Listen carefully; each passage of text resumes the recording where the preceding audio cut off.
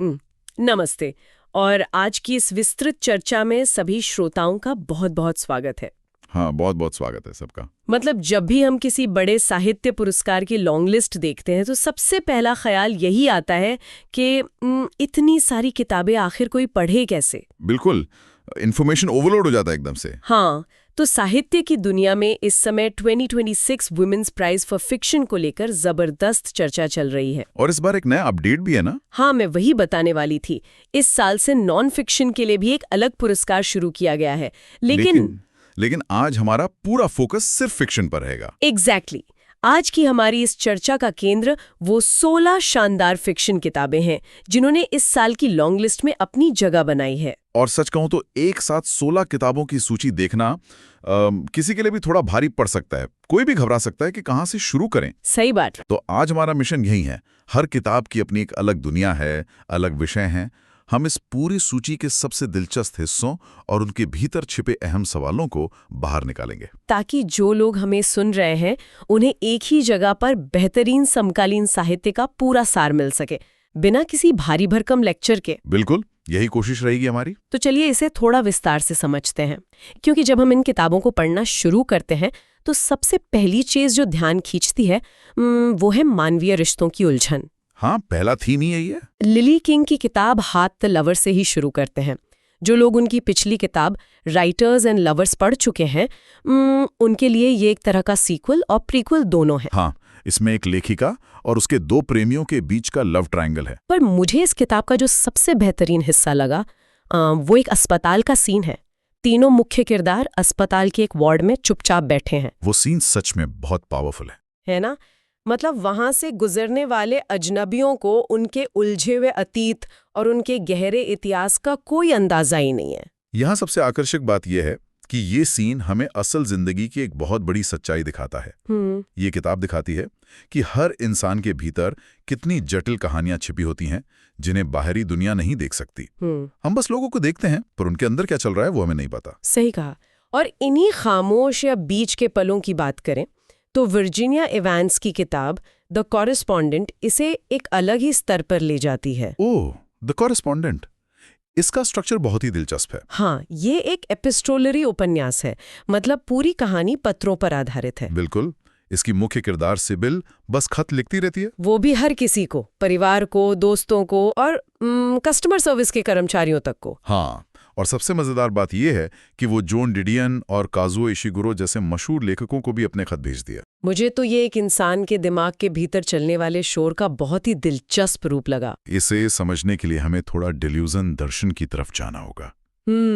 Delusions की philosophy. हाँ, ये दर्शन मानता है कि जीवन केवल बड़ी बड़ी घटनाओं से नहीं बनता, बल्कि उन घटनाओं के बीच के जो खाली पल होते हैं, इन बिटवीन मोमेंट्स। बिल्कुल, जीवन उन बीच के पलों और मन के भीतर चलने वाले विचारों से बनता है। सिविल के खत असल में उन्हीं खाली पलों को भरते हैं। और ये खाली जगह या ब्लैंक स्पेस वाला आइडिया कैटी किटामोरा की किताब ऑडिशन में भी बहुत गहराई से महसूस होता है। हाँ, वो बहुत ही प्रयोगात्मक या एक्सपेरिमेंटल किताब है। एक अभिनेत्री के जीवन और उसके प्रदर्शन पर आधारित है।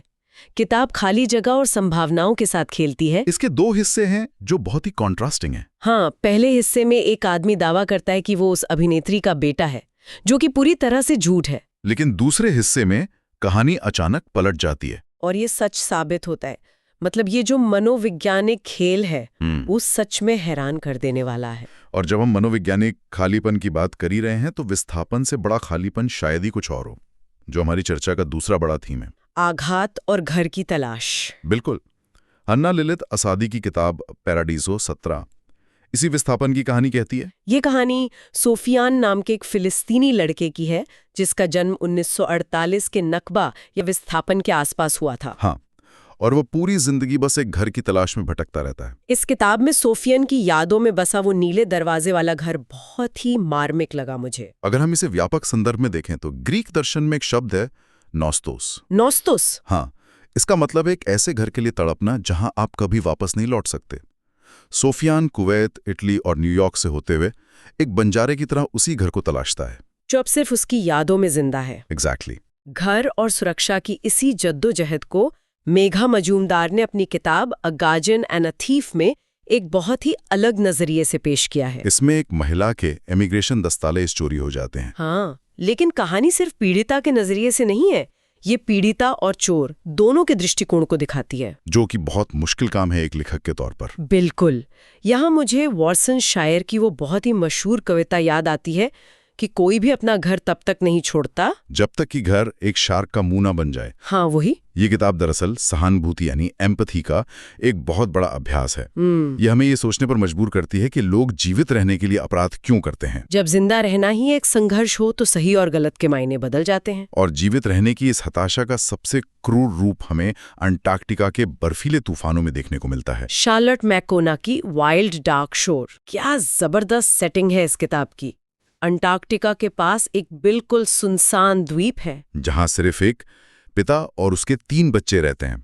और तभी रोवन नाम की एक महिला बुरी तरह घायल हालत में वहां किनारे पर बहकर आती है। तूफान, बाढ़, पेंगुइन और सील के बीच ये एक पक्का पेज टर्नर है, क्योंकि दोनों ही पक्ष एक दूसरे से कोई बहुत बड़ा रहस्य छुपा रहे हैं। और जो बाहर का बर्फीला तूफान है वो असल में इंसानी मन के भीतर चल रहे तूफानों और आघात का ही अक्स है। इसी आघात या ट्रॉमा को सूजन चॉय की फ्लैशलाइट भी बहुत गहराई से पकड़ती है। हाँ, इस किताब की शुरुआत समुद्र तट पर एक पिता के डूबने या अचानक गायब होने की घटना से होती है। और फिर ये किताब कोरियाई, जापानी और अमेरिकी इतिहास के माध्यम से पीढ़ियों तक चलने वाले आघात को दर्शाती है, जिसे हम इंटरजेनरेशनल ट्रॉमा कहते हैं। एक पीढ़ी का दर्द कैसे दूसरी पीढ़ी में चला जाता है। यहाँ बात सच में बहुत दिलचस्प हो जाती है, क्योंकि हम प्राकृतिक तूफानों और इतिहास से निकलकर समाज की कड़वी सच्चाइयों की तरफ बढ़ रहे हैं, काम और नैतिकता। और जब कड़वी सच्चाई की बात हो तो मॉडरेशन का जिक्र आना ही है। बिल्कुल। पेंडोरा साइक्स ने भी इस किताब की बहुत सिफारिश की है। इसकी मुख्य किरदार गर्ली है, जो वर्चुअल रियलिटी में कंटेंट मॉडरेटर का काम करती है। वीआर की दुनिया की डार्क साइड। हाँ, उसे कंपनी के कोड में कुछ बहुत ही भयानक चीजें मिलती हैं, इंटरनेट का सबसे घिनौना सच। ये किताब इंसानियत के सबसे बुरे पहलुओं को देखने के मानसिक तनाव को बहुत अच्छे से उकेरती है। और उसी भयानक माहौल के बीच अपने बॉस विलियम के साथ गर्ली की एक अजीबोगरीब प्रेम कहानी भी चलती है। ये दोनों का एक बहुत ही अजीब मिश्रण है। डार्क कहानियों और नैतिक दुविधाओं का एक और बेहतरीन उदाहरण वेंडी ऑर्स्किन की किताब द बेनेफैक्टर्स है। ये बेलफास्ट में सेट है। हाँ। 3 माताएं हैं जो अपने 18 वर्षीय बेटों को यौन उत्पीड़न के आरोपों से बचाने की कोशिश कर रही हैं, जबकि दूसरी तरफ पीड़िता मिस्टी का परिवार है, जिसमें उसके टैक्सी ड्राइवर पिता बूगी भी शामिल हैं। और उनसे इन माताओं का सीधा टकराव होता है। इससे एक बहुत महत्वपूर्ण सवाल खड़ा होता है। क्या? इस नैतिक दुविधा पर सोचिए कि आप क्या करते हैं जब आपका अपना ही बच्चा कोई भयानक अपराध करता है। ये बहुत मुश्किल सवाल है। और इसके साथ ही ये वर्ग और पैसे की भी कहानी है।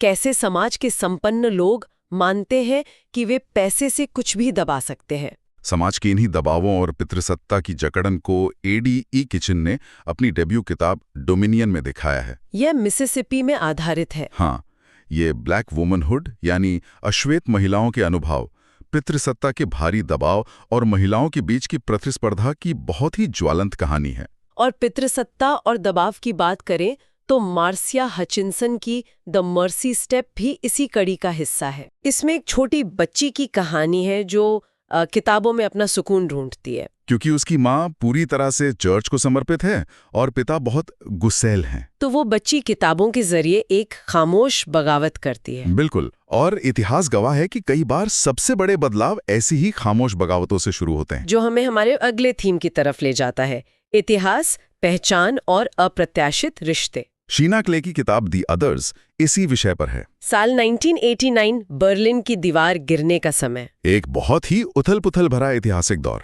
और इस माहौल में मोज़ाम्बिक का एक फैक्ट्री वर्कर, भारत का एक मेडिकल छात्र और एक ईस्ट बर्लिनर लेखक, ये तीनों दोस्त बन जाते हैं। बिल्कुल अलग पृष्ठभूमियों के लोग। हाँ, फिर एक भयानक खोज उन्हें तत्कालीन राजनीति और एक दर्दनाक प्रेम कहानी में उलझा देती है। इतिहास कैसे व्यक्तिगत जिंदगी में दखल देता है, ये एलिस एवलिन यांग की किताब में भी दिखता है। ओह, इस किताब का नाम उच्चारण करने में मुझे मजा आता है और थोड़ी चुनौती भी लगती है।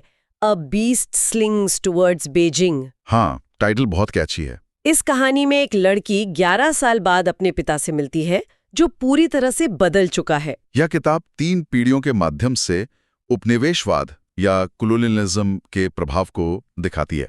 एक देश का दूसरे देश पर कब्जा कैसे परिवारों के भीतर तक रिस जाता है। प्यार और रिश्तों की इसी उलझन को रोजी केली की किताब किंगफिशर एक अलग नजरिए से पेश करती है। इसमें एक पुरुष क्रिएटिव राइटिंग प्रोफेसर है जिसका एक पति है, लेकिन वो एक महिला कवि के प्रति आकर्षित हो जाता है। इस किताब में बाइसेक्सुअलिटी, दुख, बचपन की क्रूरता और एक साथ आई बीमारियों के बीच उलझे हुए रिश्तों का बहुत ही गहरा वर्णन है। ये दिखाती है कि भेद्यता या वल्नरेबिलिटी कैसे हमें दूसरों से जोड़ती है। लूसी एप्स की ग्लोरिया डोंट स्पीक भी इसी जुड़ाव की बात करती है। ग्लोरिया जिसे सीखने में अक्षमता है और उसका दोस्त जैक। हाँ, जैक जेल जाता है और सालों बाद वापस लौटकर ग्लोरिया की दुनिया पलट देता है। ये पूरी तरह से भेद्यता और जुड़ाव की कहानी है। और जुड़ाव की बात हो रही है तो इस लॉन्ग लिस्ट की आखिरी किताब है किड डिवॉल की the best of everything. Plate की जिंदगी पूरी तरह से नियोजित है, मतलब शादी और बच्चा सब कुछ पहले से प्लान्ड है। लेकिन तभी गारफील्ड नाम का एक व्यक्ति और एक अनाथ बच्चा नेली उसकी जिंदगी में आ जाते हैं और सब कुछ बदल देते हैं। वैसे मुझे मजाकिया तौर पे एक बात कहनी है। गारफील्ड नाम सुनते मुझे वो कार्टून बिल्ली याद आ गई थी जिसे मुझे पढ़ते समय अपने दिमाग से निकालना पड़ा। हाँ, नाम का असर तो होता है, लेकिन कहानी बहुत ही खूबसूरत है। तो इस सब का असल मतलब क्या है? आज हमने इतनी अलग अलग दुनियाओं पे बात की। 16 बहुत ही अलग किताबें। बिल्कुल, ये 16 किताबें अलग अलग विषयों पर होने के बावजूद एक ही बात सिखाती हैं कि इंसान विषम परिस्थितियों में भी अपने रास्ते खोज लेता है। हाँ, चाहे वो अंटार्कटिका का सुनसान द्वीप हो या कंटेंट मॉडरेशन की अंधेरी दुनिया, इंसान अपने वजूद, प्यार और घर को तलाश ही लेता है। सही कहा। और श्रोताओं को याद रखना चाहिए कि साहित्य हमारे खुद के जीवन के उन बीच के पलों या इन बिटवीन मोमेंट्स को समझने का सबसे बेहतरीन साधन है। ये ज्ञान हमें दुनिया को अलग अलग दृष्टिकोणों से देखने में बहुत मदद करता है। लेकिन इस चर्चा को खत्म करने से पहले मैं एक विचार यहाँ छोड़ना चाहूंगा। जी बताइए। हमने आज इंसानी जज्बातों, आघातों और यादों की इतनी गहरी बातें की, लेकिन आज की तेजी से बदलती दुनिया में जहां आर्टिफिशियल इंटेलिजेंस इंसानी भाषा की बिल्कुल सटीक नकल कर रहा है, क्या कभी कोई मशीन इंसानी जिंदगी के उन बीच के पलों की खामोशी और रिश्तों की उलझनों को समझ पाएगी? या ये गहराई हमेशा सिर्फ हमारे इंसानी साहित्य का ही हिस्सा रहेगी? क्या बात है! ये सच में एक ऐसा विचार है जो हमें सोचने पर मजबूर कर देता है। मशीनी भाषा और इंसानी खामोशी के बीच का ये फर्क, शायद यही हमें इंसान बनाए रखता है। बिल्कुल। हम श्रोताओं को इसी सवाल के साथ खुद विचार करने के लिए प्रेरित करते हैं। आज की इस विस्तृत चर्चा में हमारे साथ जुड़ने के लिए बहुत बहुत धन्यवाद। साहित्य से जुड़े रहिए और नए नजरिए तलाशते रहिए।